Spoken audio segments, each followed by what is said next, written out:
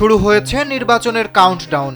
রাজনৈতিক উত্তেজনা আর অনিশ্চয়তার পর আসন্ন জাতীয় সংসদ নির্বাচন ঘিরে সরগরম দেশের রাজনীতি। তবে এবারের নির্বাচন আগের যে কোনো সময়ের চেয়ে ভিন্ন বাস্তবতায় অনুষ্ঠিত হতে যাচ্ছে। আওয়ামী লীগ নির্বাচনী মাঠে না থাকা, বিএনপি সবচেয়ে দৃশ্যমান শক্তি হয়ে ওঠা এবং জামায়াতে ইসলামের সক্রিয় ভূমিকা রাজনৈতিক সমীকরণে নতুন মাত্রা যোগ করেছে। এদিকে আসন্ন জাতীয় নির্বাচনকে সামনে রেখে ভারতের প্রভাবশালী সাময়িকী দ্য উইককে একটি একান্ত সাক্ষাৎকার দেন অন্তর্বর্তী সরকারের সাবেক উপদেষ্টা মাহফুজ আলম। আলোচনার এক পর্যায়ে এই মুহূর্তে কোনো দলে যোগ না দেওয়া এবং নির্বাচনে প্রতিদ্বন্দ্বিতা না করার কারণ হিসেবে মাহফুজ আলম বলেন, এটি সঠিক সময় নয়। এছাড়া এনসিপি জামায়াত জোটের কারণে তিনি এনসিপিতেও যোগ দেননি।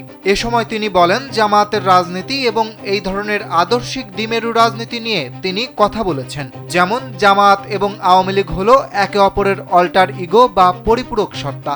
জামায়াত হলো আওয়ামী লীগের অল্টার ইগো।